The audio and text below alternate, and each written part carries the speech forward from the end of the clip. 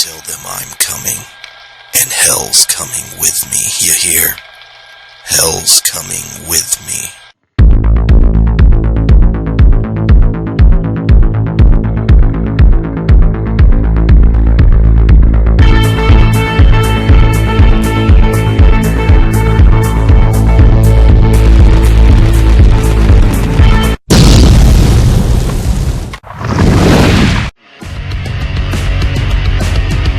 Welcome to Pulp Mythos and the Kurt Russell-A-Thon. We will be reviewing Kurt Russell movies for the month of August 2020, and today we will be talking about Escape from New York.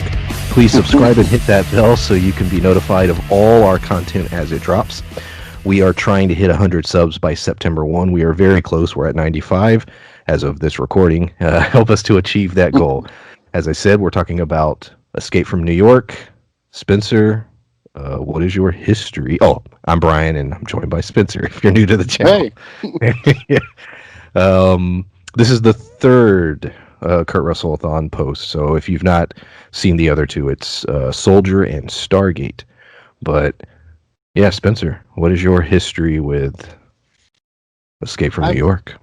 I remember as a kid, right before Escape from LA came out, they were showing it all over TV. So I didn't see it until probably the mid 90s. I saw it like on TNT and stuff, and I never rented it. So I only saw it on TV. So when I rewatched it this time around, there's a lot of parts that they didn't show. There's a lot of, words that were like, what the fudge? Like it was really bad. So getting to see the actual version of it for the first time, kind of like, how Airheads was shown on Comedy Central Yeah. all the time. And then you watch the real version, you're like, oh shit, this is way funnier. It was kind of like that. But, I remembered after seeing it going to the theaters to see Escape from LA too. So it was, Escape from New York. I didn't get to see until like the 90s. And it came out my birth year. For me, I didn't see it till later than that. It was funny. I remember when LA was coming out, and I went and saw it. My dad, he loves those kind of movies. So I had gone to see Escape from LA. Was a huge fan of it. Thought it was cool. I knew of New York, just never took the time to rent it. And it wasn't till probably high school. So we're getting to the early 2000s when I finally rented it and watched it. So it was many years later. So I was like a fan of Escape from LA. I thought it was so cool, but it was very odd because my whole mental picture of Snake Plissken was everything from LA. And so I say that to say even the way he dressed, so the black trench coat and all the black, like that's how I envisioned him. So it was a little different in Escape from New York. But I enjoy both films, but my heart is with LA, and we'll talk about that on a future date. Stay tuned. But we're here to talk about New York, and let's go into the creator of this picture, John Carpenter, who I am a huge fan of. Films like The Thing, Halloween, The Fog, Prince of Darkness, stuff, vampires. Titanic. Stupid. The thing I love about Carpenter is not only does he, direct his films as a director does with their films, he usually writes or co-writes them, and he works on the soundtracks. So every aspect of the film he likes to have a hand in, and I've always appreciated that forever. It's famously known that the famous Halloween theme, he wrote it. So were you familiar? This was a John Carpenter film, or did you really even know who John Carpenter was back in the 90s when you saw it? Well, in the 90s, there wasn't IMDb, so I didn't, knowing someone's history took a little bit more work than clicking a, button on my phone and bringing it all up. But I was Couldn't familiar Google. with, yeah, Google wasn't there wasn't as much information as readily available in the late 90s. It was there, just not very well. Used AOL Instant Messenger, and that was about it.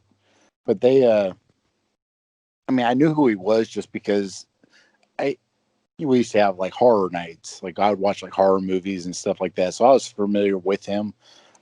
Also, one of my friends in high school, one of his favorite movies was Assault on Precinct 13. Ah, yeah.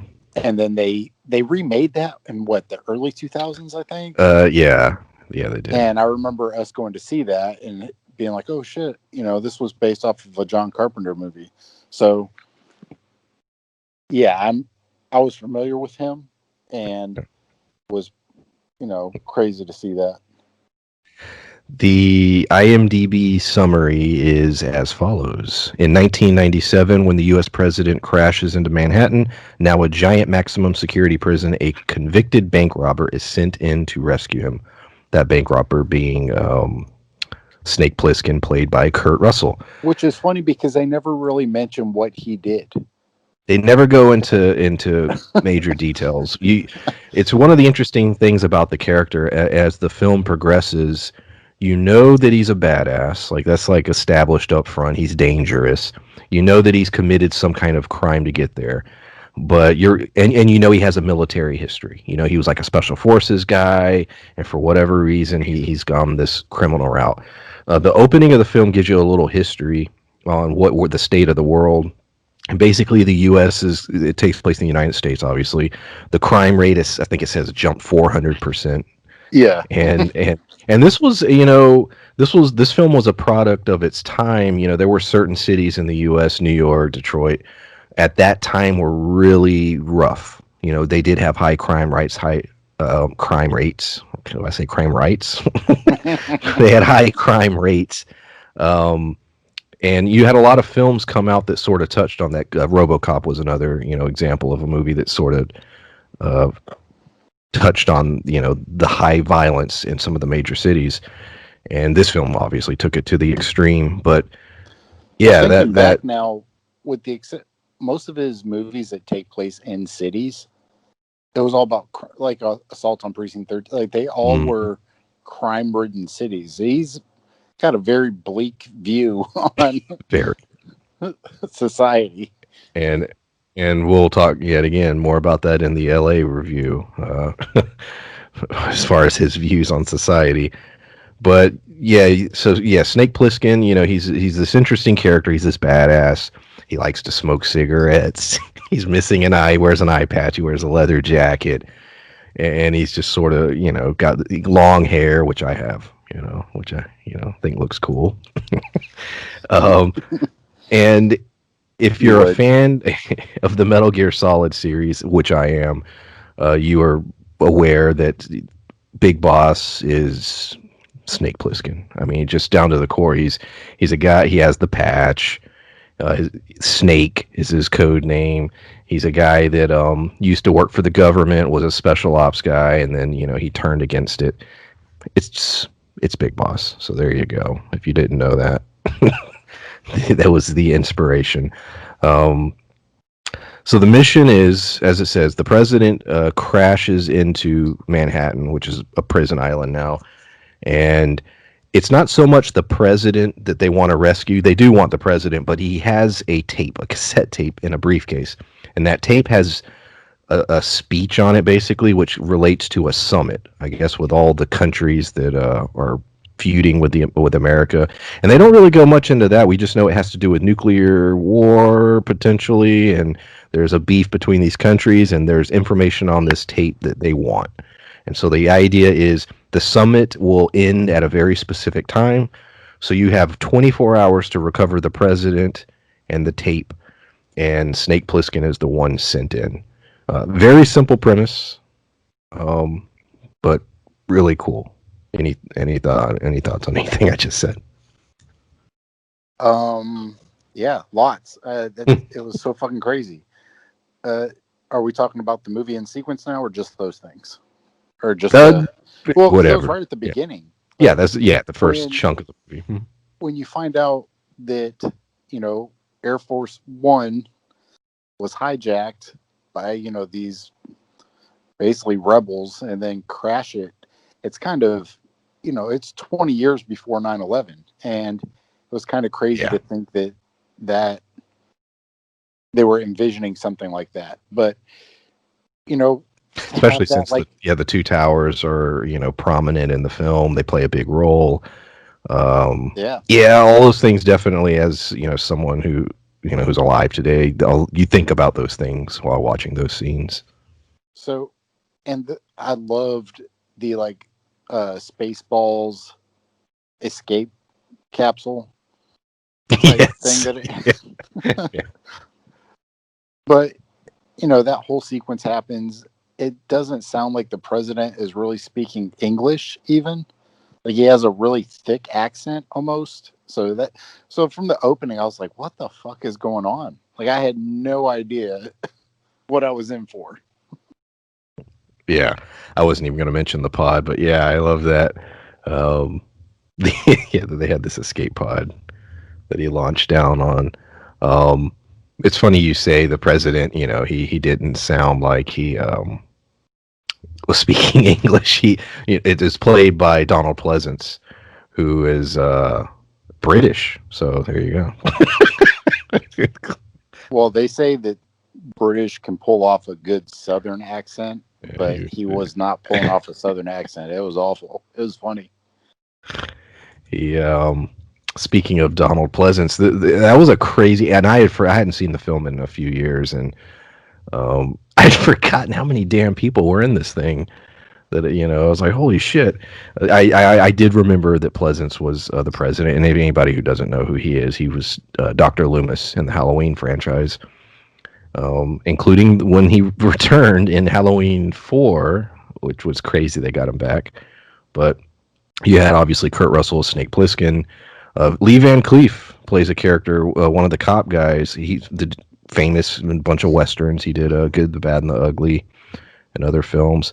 Ernest Borgnine plays the cabbie, who made a prominent character in the film. Cabby was awesome. I always think of him from the Poseidon Adventure. Like that's the always one. I love that. Are you familiar with that film? I don't think we've ever talked about it really. I mean, I'm aware that it exists, but it's not a movie that I frequently watch. No, it was not.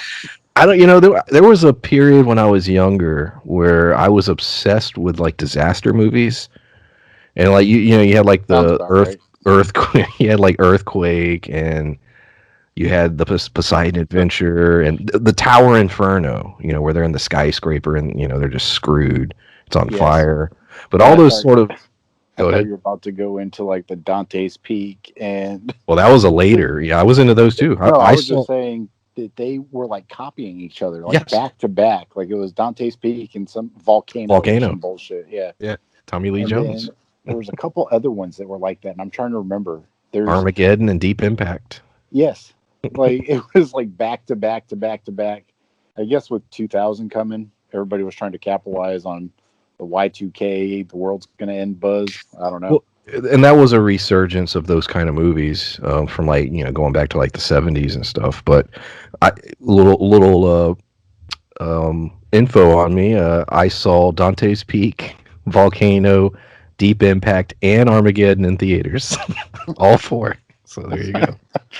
All on the same day, where they like Oh, aired them back to back or something, or But yeah, but going back to the Poseidon Adventure, I always think of him from there. One of the greatest characters, there's always talk about remaking Escape from New York. It comes up every so often. And they always, questioning, well, who should play Pliskin? Who should play Pliskin? And yes, that's important, but I'm sure they'll figure it out. But my thing is, if you remake the movie, the biggest thing you need to focus on and who's going to play the Duke. Because how are you going to fill Isaac Hayes' shoes? I mean, one thing I love about him in the film is that he gets down and dirty. That's definitely Stringer Bell, man. Absolutely. But I love that he gets into it. Like, yeah, he's the boss and he has like his guys do his bidding, but no, he's out there fighting and shooting and driving his car through the mines, and you know what I mean? Like he's in it. And he's a solid villain. And I love his style. yeah, I love his voice, like just the way he pulls everything off. I think Idris Elba, just size and stature and that deeper voice would do a good job pulling off the Duke, but I don't know, man. Isaac Hayes did such a good job. You And what about have that crazy dude? his name. I think it was Romero. I have Yes, it written it was. down. I didn't type it, but yeah, it's Romero. A little insider. I write my notes and then I type them, and sometimes not everything makes the type version, but. Uh, he's a character you would want to bring back, someone like him, because he was clearly sort of the right hand. He was, like second in command.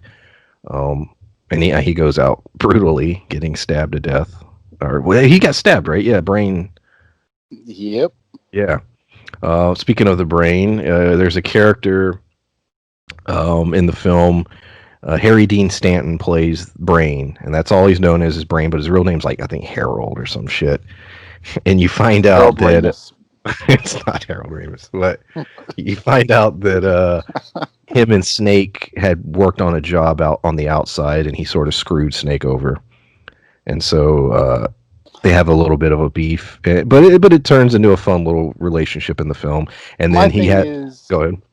throughout the whole movie, is like, I don't trust you. I don't trust you. But he kept trusting him. I'm like, look, Yeah, motherfucker, he's going to turn on you again. And he did like 5 times. there's a running gag throughout the entire film. Everyone has heard of Snake Plissken, but they all thought he was dead. And like that's everyone who encounters him. They're like, "Oh, you're Snake Plissken. I thought you were dead." Like that's a running gag throughout the whole movie. I'm not sure if that was because they thought he died during whatever the criminal act was, or if they thought he got, hung for that, or I'm not sure why they thought he was dead. They never really explained that because in Escape from LA they did the same thing. Like it But it was but it in L.A. the gag was, "I thought you were taller." yes, that also because after New York, he got a new kind of I don't know reputation, like a Yeah. new badass reputation got added to his old badass reputation.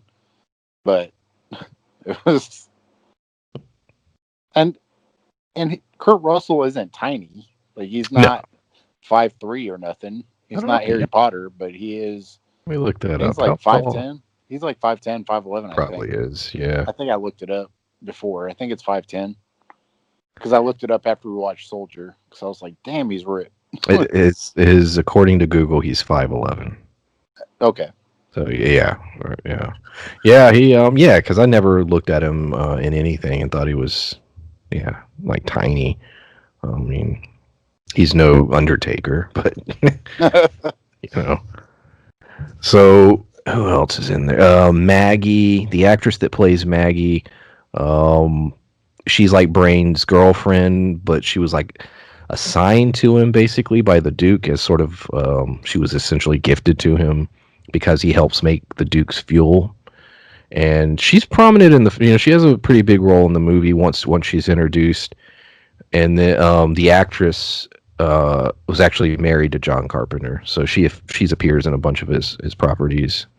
And then you have Tom Atkins, my boy Tom Atkins is in there, and which I love. We should just do a bunch of Tom Atkins stuff. He was in Halloween 3, Night of the Creeps. Like he just did a bunch of those old schlocky ass 80s horror movies that I absolutely love. So yeah, you have your whole set of characters, and like I said, they're um, Snake's trying to get to the president, and he comes in on this glider. And for the time, they did the best they could with the effects. You could tell there were miniatures used, which I can appreciate. What'd you think about like there were matte paintings, there was miniatures, like they used all the things they could use, in that period. Well, I thought it was very cool that it was sets that they built. It wasn't just, CG obviously wasn't Yeah, around really in 81, but like the car scene when they're, running through the city and they crash through that wall of cars and then they keep driving. A lot of those like scenes, yeah, they were done probably by stunt drivers and those kind of things, but they still had to build those sets. I'm not sure which lot they, filmed that on, but to have it look run down, kind of Mad Max ish. The Like I plane really, crash. yeah, Um, because when you really think about it, there's like the pod, and there's a few scenes where he's walking around with the and shit's all around him, broken up, and it looks like messed up street. And you're right to think, yeah, they had to set this up. They had to, put this together. You had to get all those extras and the like this, like you said, the scene with the car. Um, so yeah, a lot of ingenuity had to go into some of these sequences. I, it's to me it those kind of movies, regardless of how ridiculous they are and stuff, non CG, just like the newer Star Wars movies where it's more practical sets. A lot of the stuff that J.J. Abrams was doing, those things are going to stand the test of time a lot better. Did you ever, I mean, I know you've seen it, but have you seen the new, like, I guess, the Shia LaBeouf Transformers? You watch that in Yeah, the, HD 720 or anything above 720, so like the 1080 or the 4K version, it looks like shit. Like it looks fucking awful. And it's just, and that was what, 10 years ago? I think it was 2008, 2009, wasn't something like that. long. I don't think. But, Yeah, 10, 12 years ago, CG has come that far in such a short period of time. So, a movie in 1981, they built, they used models and props and full sets that they built. Those kind of movies hold up a lot better than, the full CG type movies. Because I'm telling you now, look at a movie like Transformers. It looks like shit. It's bad. also one of my the best examples of a film that does a lot of the miniatures and the models and building the sets that I just fucking love is Total Recall, the original. Like all the Mars shit, if it's like them looking through the glass and like you see the Mars, like there's a scene where they're on this train, he's on the train, and it's a model. Like they built this like model train that goes through this mountain they built, and you can tell. Like, and I don't know, I always loved the way it looked. And then when they're in the streets, like they built all those sets and that the bar and like going through the tunnels and everything, they built all that shit. And I don't you I think about just how much work and time it took to to put all that together. But that's a good example. But this film, Escape from New York, has a lot of that, where you can tell, wow, they had to put that together. They had to build that. Transformers was 2007. I You had to were look it up. you were off by like a year. I know. So far. One of the greats, like you described, the escape through the car chase. There was a scene which they sort of replicate in LA, and as I said, we'll talk about that in the LA review, which will be up later this week. But there's a scene where the people who live in the sewers in New York come out, and they're just looking for food, and they're like crazy, and we're led to believe, I guess, they're cannibals maybe. And he encounters this I mean, to each woman. their own. Yeah, he encounters this woman hiding in like a diner, and they have a quick little conversation. It's real brief. She knows who he is, and she's just basically like, "Yeah, hey, what's up? Take care of me or protect me." And then the people come out and they kill her. They drag her under the ground. We never see her actually die, but they drag her down, and They then turn her. It's like cannibal vampires. They turn her into. but it's an interesting scene, just showing you how dangerous it is there. And also scenes like that. There's a really disturbing scene that I wonder if they would do it today. He's walking. He goes to the theater. Cabby's enjoying a show at the theater, and he finds himself going down. He's checking his locator, trying to find the president, and he finds there's a horrible scene of just people down in the basement of this theater doing bad things. And there's a scene which is very clearly these guys have a woman, and it's very clear what they're about to do to her, and they're removing her clothing and everything. And Snake just walks by it like it's not his business. And I can't imagine them letting that slide. I can't imagine him not interfering. Like if you were gonna write that movie today and you put that scene in there, I think he would stop it, or that you just wouldn't write the scene. I I don't know. I think that if they left a scene like that in, they would either focus more on it or have it more in the background because, like I don't know. I always mentioned it, but you said you were never going to watch it, and I kept trying to convince you. The Irreversible. Oh, yeah, well, we've talked about it. Yeah, Yeah, yeah, but no. but that's what I'm saying. That movie is really fucked up. Like I said, I Spit on Your Grave, Yeah. the So original, and Last House on the Left, and I'm like, I'm just done with that genre. yeah, it's just awful. it's not for me. Yeah. But that's what I'm saying is that if they focus on it to try and show how vile humans can be, then that's different. But for him to just, it was almost like a passing thing, like, yeah, whatever. And that was what's so disturbing about it, because which I think was intentional, is I think that so too, because he's not a good guy. I think the argument to be made is that Snake is not a hero. He's not even a good guy. He's out for himself. He doesn't give a shit about anyone else. And if you really watch the movie, there's several scenes that prove that he's like I said, he's out for himself and he doesn't give a shit. Now, by the end of the film, you could argue, well, he does a thing because he is sad about some characters that are killed. But even that, I think, is just him. He only bothered him because those characters were sort of his friends, you know? Well, I think too, if you look at what they're saying about the time frame, they said that crime went up 400%, which to me would lead me to believe that crime, even outside of the city, even awful stuff like that, was just norm at this point. Like it wasn't something that you would even bat your eye at, because crime, like they said, crime went up 400%. That's not just like robberies went up 400%. Everything went up, which means that it was kind of a representation of New York in the 80s, because it was a free for all. They talked about you can't go here after dark because you will die. Like it was really bad, and that was due to drugs and the cocaine and heroin at its height. It was just bad.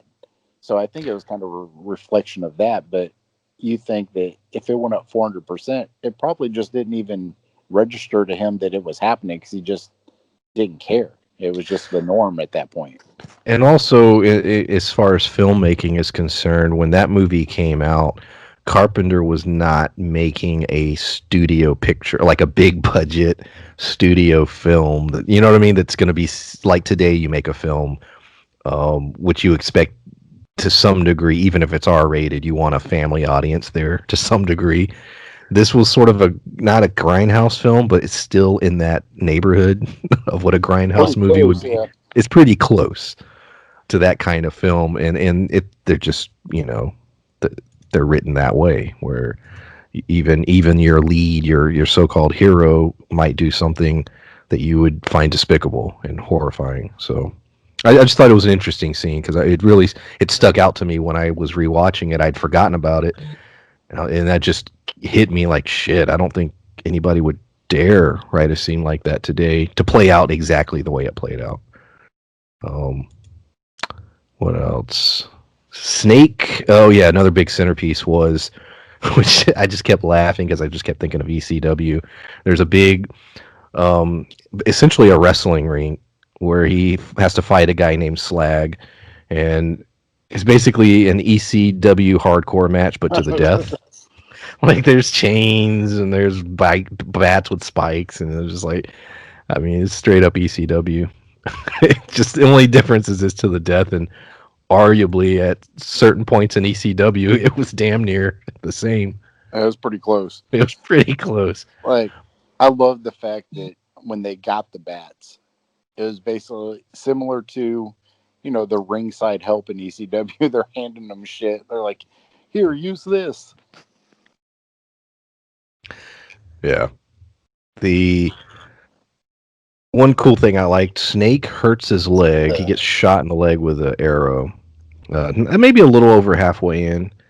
And So now Kurt Russell has to pretend his leg is hurt for the rest of the movie, and he does. Like he hobbles around. He never has a moment where his leg's just healed, and he's not reacting to it. So for the rest of the film, he pretends that he has a hurt leg, and I just always I thought it was interesting that John Carpenter would put himself in that situation because now there's a continuity thing you have to constantly be thinking about, especially depending on how they shot the film. Like if in other words, if you're shooting a scene today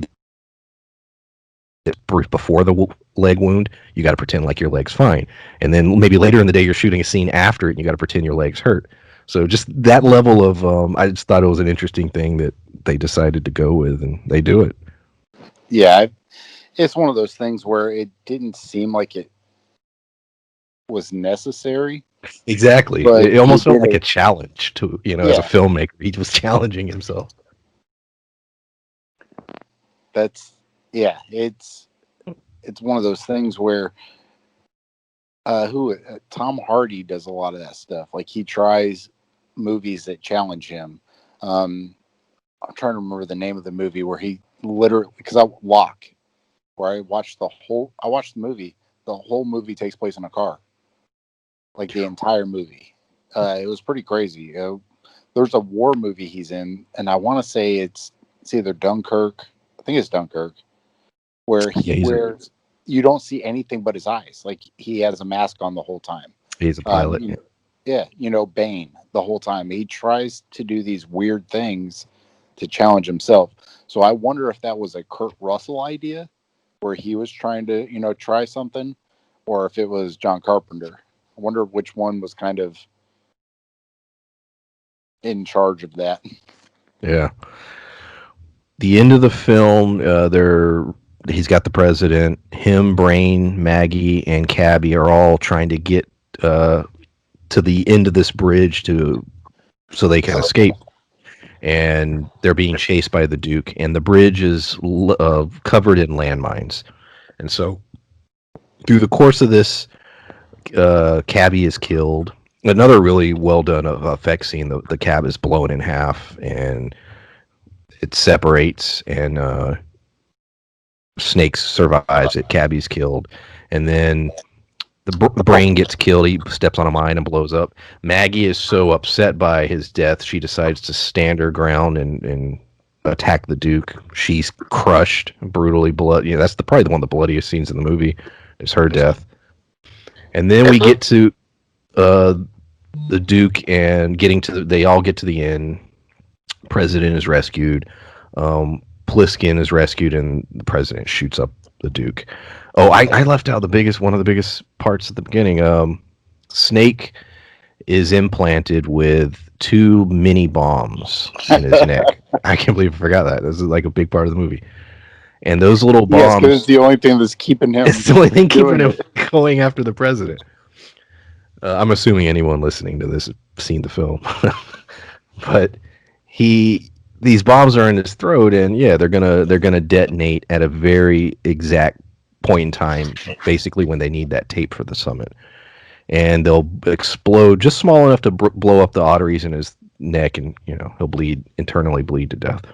And so, and it's funny because I wonder, it's almost a precursor to something like 24, where you have a time limit that revolves around the film. Now, obviously, it's not real time. It's 24 hours in the film, which is told in the course of an hour and 40 minutes.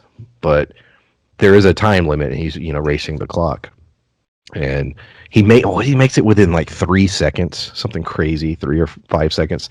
The guy's able to deactivate the bombs, and he gets in. I thought the ending of all those characters dying, it's sort of shocking. Every damn body dies by the end in a very quick amount of time. Yeah, it's very sudden. It just was like back to back to back. You got all the main characters outside of Snake die in about 30 seconds. Yeah.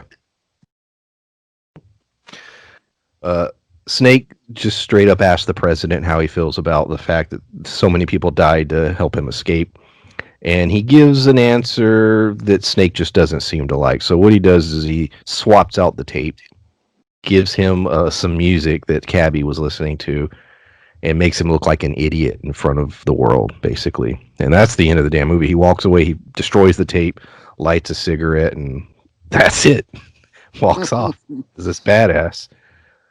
Very simple ending. As I said at the beginning, Carpenter also did the music. Very, that old '80s Carpenter synth soundtrack, which I absolutely love. It's the movie that when you see it and you think about when it came out, it's understandable why he became sort of an iconic character, because he's just sort of this badass, and there's not a lot to him. It's very simple, but he's got this big ass snake tattoo, and he smokes cigarettes and wears an eye patch. And when you look at any comic book character from the '90s, I mean, there was a lot of people were emulating the character, or taking elements from him. Well, I think you just looking at him, he had a very, I want to say, I don't know, it just stood out. It was something that was iconic even for that time, but carried on. I mean, you look at, there's a lot of movies where they dressed characters similar to that to kind of get that same kind of post-apocalyptic badass vibe. And even later, you talking about, LA, the trench coat and everything. It's the style evolved between the two movies, but both of them were very iconic in their own right. Yeah, I think so. Yeah. So yeah, that's roughly Escape from New York. As I said, the film, it's crazy to think about when it came out. Yeah, 81, and its impact on entertainment afterwards. So that's about all I think I wanted to say about the movie. Anything? I just Do wanted you? to, Oh, go ahead. no, go ahead. You can go first. Do you think? Because I was thinking about this. Okay, we're doing all these Kurt Russell movies. If you had to pick one character as far as what you would consider the coolest, would it be Snake Plissken? Fuck no, it'd be Doc Holliday. See, no, it's Kurt Russell, not in the films. Oh, yeah, still Doc Holliday. Well, Holiday's cooler than Wyatt Earp, definitely. Holiday's cooler than Snake. He see. I don't disagree with that. I don't disagree with that as far as the way the character is portrayed. Well, and that's the thing. Snake is a badass, kind of not give a shit, but Doc Holliday's kind of swagger, his doesn't care about anything because he knows his time is limited at this point, but he still loves his friends. Like there's, this redeeming quality in him to go along with his badassery. When there really isn't a redeeming quality to Snake, he's just kind of there isn't. He's kind of just cool. So yeah. Yes, Snake is the definition of literally. If you go, I mean, it's true. He does get the credit in certain circles, but in some he doesn't. Like everyone always thinks of like Arnold or Stallone. You know what I mean? Like they always get, or even a Van Damme. Like you think about who gets the reputation as the badass action heroes. Look, the reality is, and this is partially why we're doing the Kurt Russell-A-Thon. Kurt Russell's Snake Plissken, Escape from New York, even he's the guy that they all stole from. You know what I mean? Like he's established that shit. Now, yes, I love those guys and I love the films that they did, but a lot of go look at Cobra. Go look at Cobra. Stallone's Cobra, which I love, but come on, it's Snake Plissken. You know what I mean? Like there's a lot of Snake Plissken elements in that movie. But well, like you said, look at Rambo. Just look wise. That kind of just where it's the military look, but not really the military look. It's the overall just kind of the walk, the talk, like all those things, the smoking, everything that he does. And all came after Escape from New York, by the way. Yes. Yeah, I mean, it's just like I said. It's arguably he was that for he laid the blueprint of what everyone else took, after. So, and I stand by that. Somebody's gonna be like, "No, asshole! This, try to give me an In example." 1980. Yeah, in 1979, did you not see this movie with? But all right. Anything else on Escape Oh, I from was New just York? gonna give a shout out to Pam. And You're a big fan. I have to make sure she Aunt listens to. Pam. Hey, there you Just tell her I said hey.